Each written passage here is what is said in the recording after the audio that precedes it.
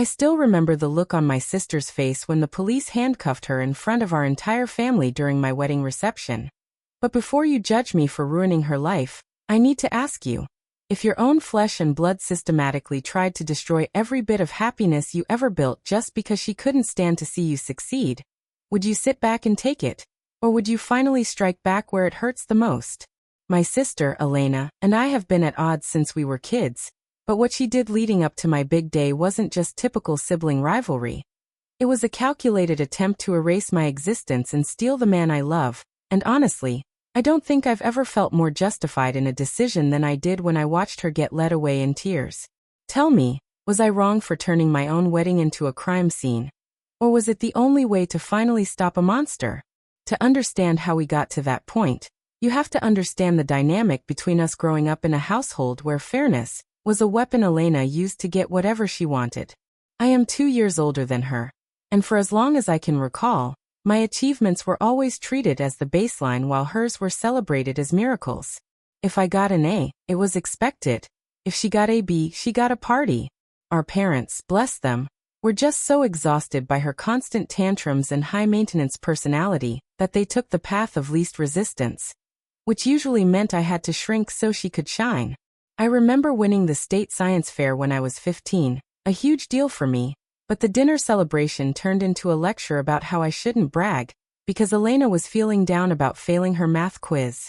This pattern only intensified as we entered adulthood. I worked 2 jobs, survived on ramen, and studied until my eyes bled to put myself through college, and eventually landed a high-level marketing position at a firm I'd dreamed of joining since I was a teenager. Meanwhile, Elena bounced from one influencer whim to another. One week she was a lifestyle guru, the next a crystal healer, always relying on my parents to bail her out and pay her rent.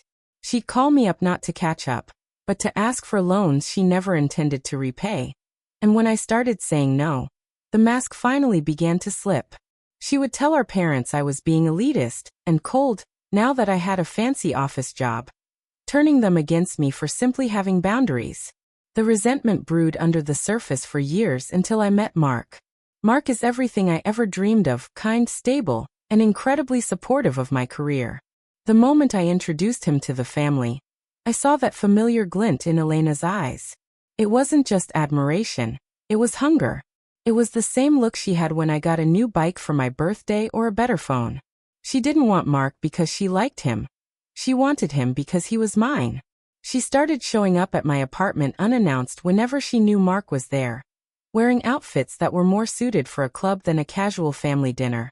She would accidentally touch his arm or make inside jokes that didn't exist, trying to create a wedge of discomfort between us.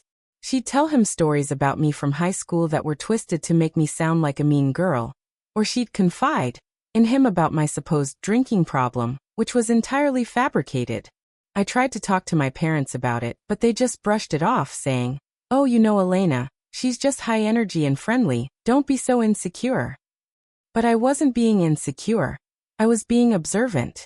As Mark and I got closer and eventually got engaged, Elena's behavior shifted from annoying to outright malicious. She offered to be my maid of honor, a move I initially thought was an olive branch.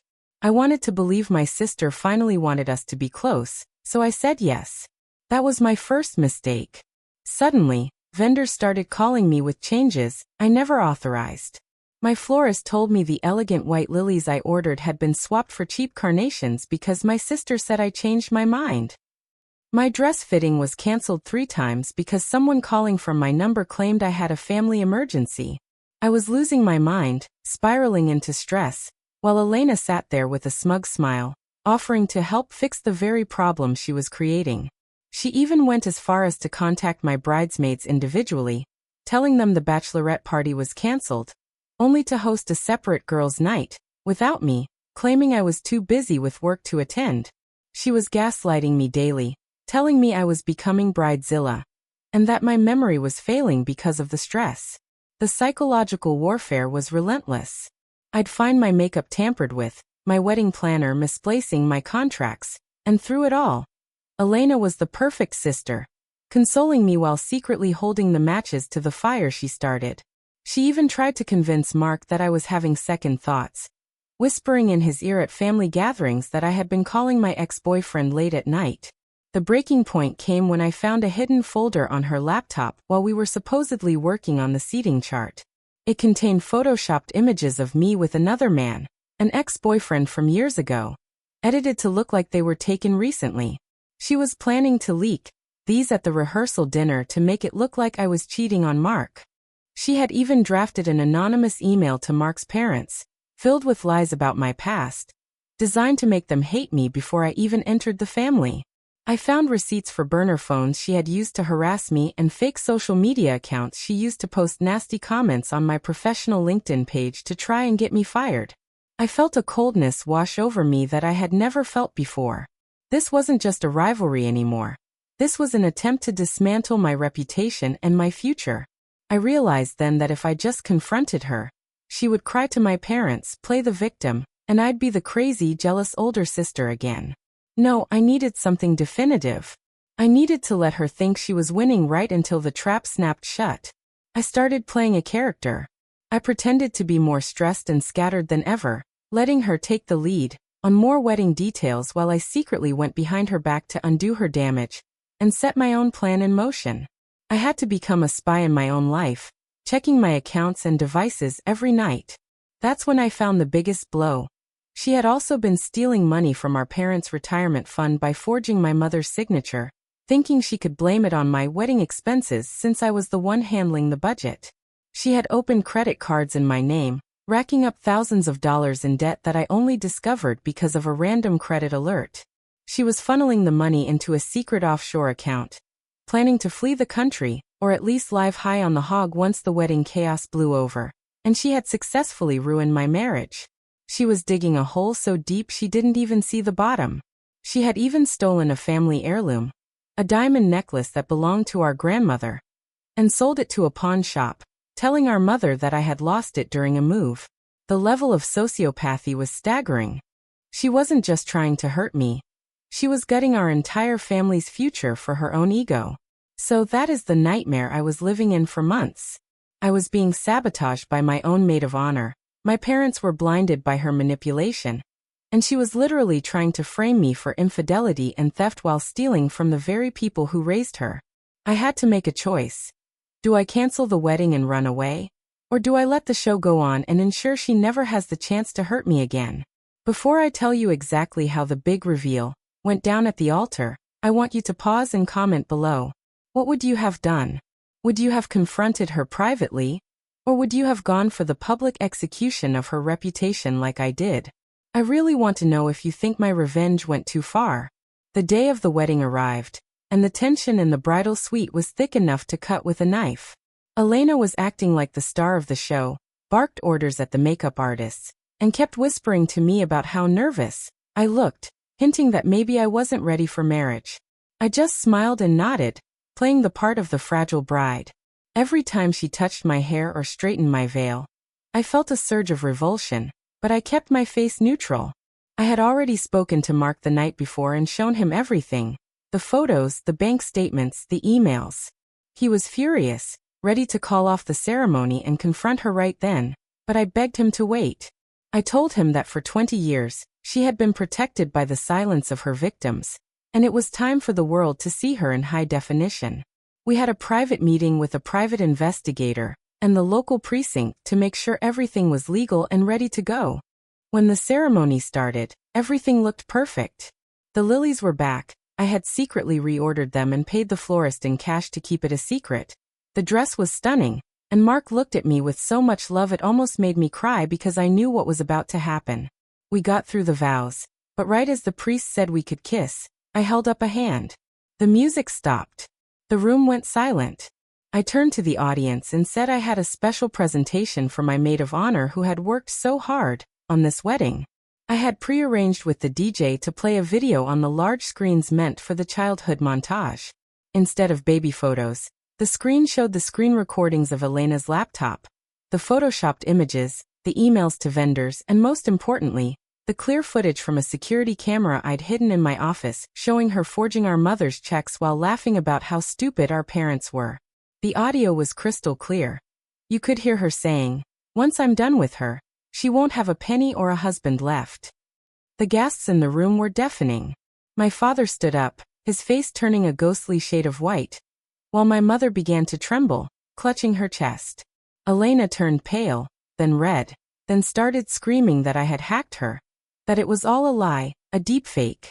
She actually tried to grab the microphone from me, but I stepped back and let the video play to the very end. The part where she bragged to a friend on a recorded call that she was going to make sure Mark left me at the altar, and that she had pawned the family necklace for fun money. But I wasn't done. I had called the police an hour before the ceremony, informing them of the financial fraud and identity theft with all the evidence ready. As she started to lunge at me in a fit of rage, calling me every name in the book, 2 officers who had been waiting in the back stepped forward. They didn't care that she was in a $500 bridesmaid dress, or that we were in a consecrated chapel. They clicked those cuffs shut right there on the dance floor during what should have been the cocktail hour. The scene was chaotic. My aunts were crying, my cousins were recording on their phones, and my parents were in complete collapse as the reality of their golden child's betrayal hit them. The police led her out through the main aisle, her heels clicking aggressively against the stone floor as she screamed that she hated me and hoped I died. The silence that followed was heavy, broken only by my mother's sobbing.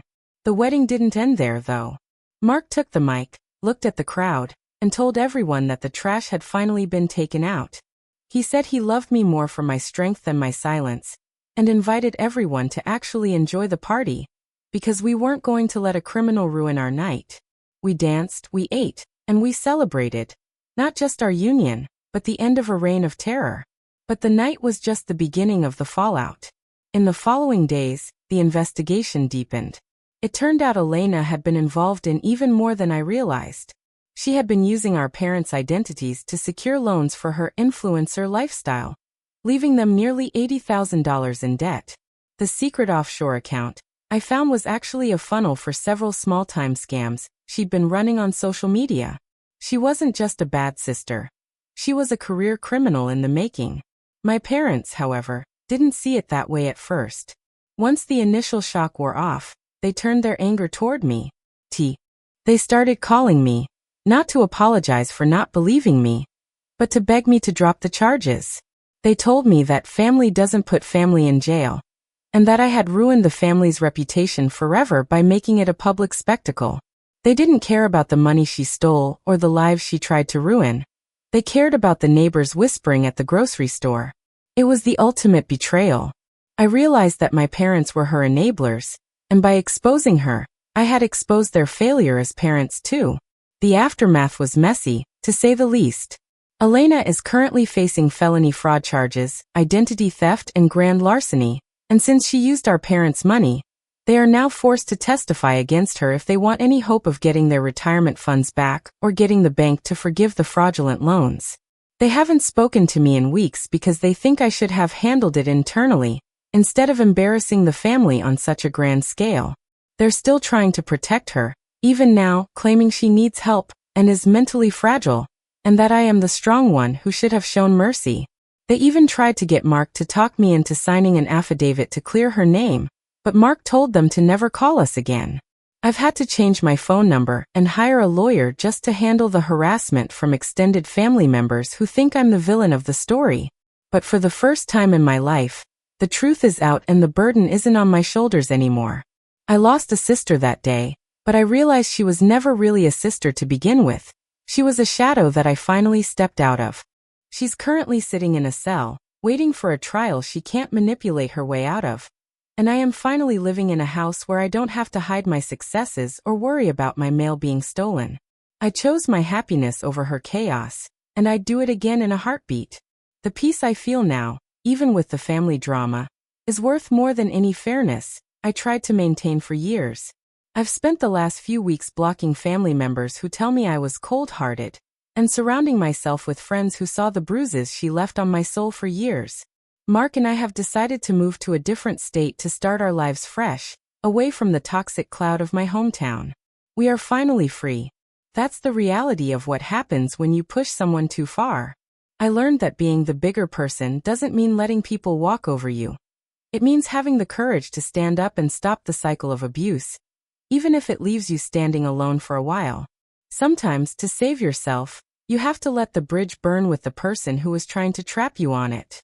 It's a painful process, but the air is so much clearer on the other side. If you think I did the right thing by exposing her at the wedding, please like this video and let me know in the comments. Subscribe if you want to hear more stories about standing up to toxic family members, because I have plenty more to share. I'm curious to see your final thoughts on this whole mess. Did I go too far, or was it the perfect ending? I'll see you all in the next story.